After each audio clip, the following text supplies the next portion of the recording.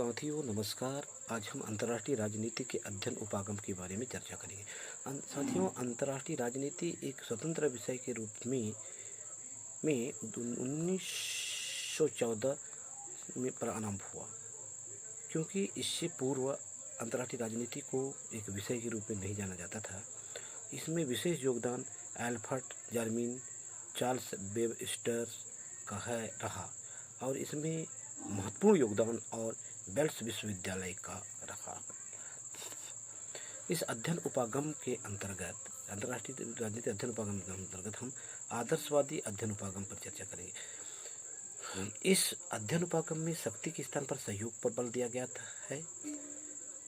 किसी भी विवाद को इस उपागम के अनुसार शांतिपूर्ण ढंग से सहयोग से निपटाया जा सकता है, इस उपागमवादी विचारकों का कहना है।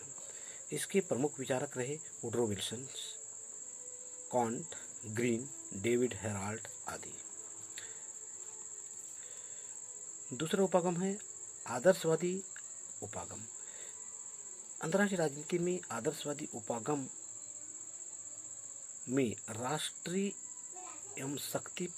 हित एवं शक्ति पर बल दिया गया है, क्योंकि इस उपागम में राष्ट्रीय हित शक्ति से ही प्राप्त किया जा सकता है, यह कहना है विचारकों का। क्योंकि इस शक्ति साध्य और साधन दोनों माना जाता है, क्योंकि शक्ति से ही शांति प्राप्त किया जा सकता है और राष्ट्रीय हित प्राप्त किया जा सकता है। इसके प्रमुख विचारक रहे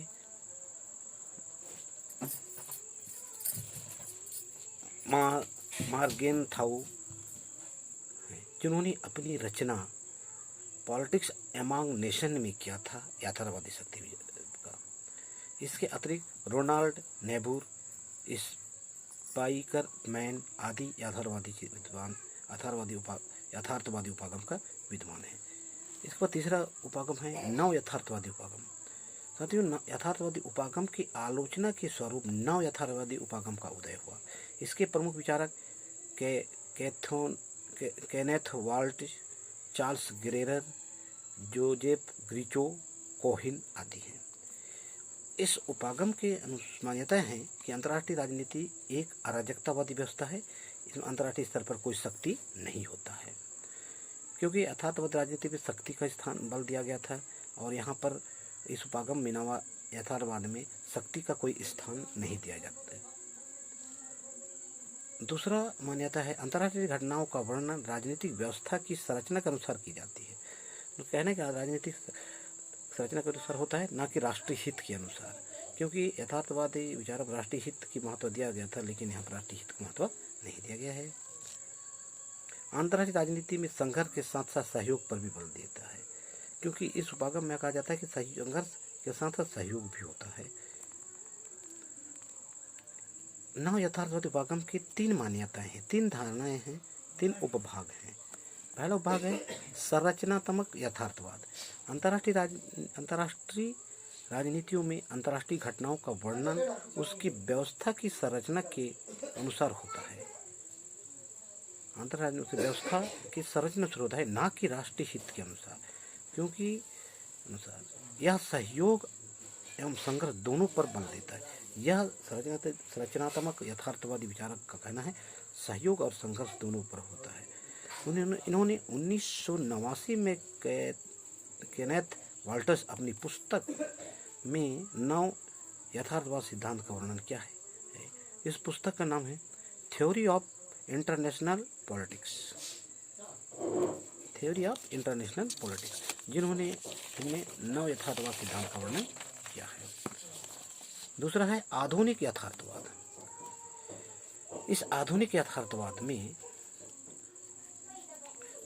इसके प्रवर्तक जोजेफ ग्रीचो है।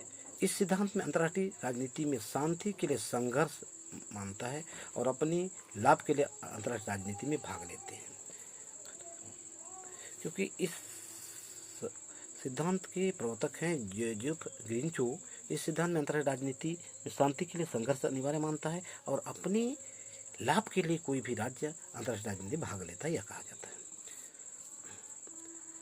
तीसरा इस सिद्धांत के अंतर्गत होता है उदारवादी यथार्थवाद। इस सिद्धांत के अनुसार राज्य में अंतर्राष्ट्रीय राजनीति में अपनी सुरक्षा हेतु शामिल होता है।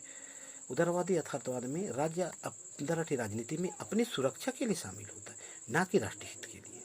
यह एक महत्वपूर्ण विचार है। अंतर्राष्ट्रीय राजनीति के अध्ययन उपागम के अंतर्गत चौथा उपागम है खेल सिद्धांत। खेल सिद्धांत को गणित के क्षेत्र में विशेष योगदान रहा। इस सिद्धांत का सर्वप्रथम प्रयोग जॉन वॉन न्यूमैन ने विकसित किया। इसके अतिरिक्त मार्टिन सुबिक, कार्ल ड्वाइच इस सिद्धांत का प्रयोग किया। लेकिन इस सिद्धांत के निम्न तथ्य हैं। इस सिद्धांत के अनुसार विरोधी पक्ष को ध्यान में रखकर अपनी चाल चली जाती है।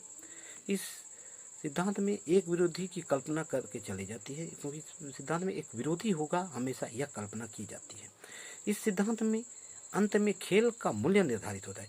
अंतर्राष्ट्रीय राजनीति की जो सिद्धांत है खेल सिद्धांत, अंत में एक परिणाम निकलेगा, एक मूल्य निकलेगा, यह होता है। इस सिद्धांत के अनुसार कोई भी खेल भौगोलिक, सामाजिक, आर्थिक, मनोवैज्ञानिक के अनुसार होता है। यानी कि इस सिद्धांत के अनुसार कोई भी खेल अंतर्राष्ट्रीय राजनीति में उसके भौगोलिक स्थिति, उसकी सामाजिक स्थिति, उसकी आर्थिक स्थिति, उसकी मनोवैज्ञानिक स्थिति को ध्यान में रखकर खेला जाता है। अंत में पांचवा जो है सूचना या जानकारी प्राप्त होती है, क्योंकि खेल सिद्धांत के अनुसार अंत में सूचना और जानकारी प्राप्त होता है। यह हमारी अंतर्राष्ट्रीय राजनीति के अध्ययन उपागम है। साथियों, अपनी अच्छा लगे तो जरूर शेयर एवं सब्सक्राइब जरूर कर लेना। धन्यवाद, नमस्कार।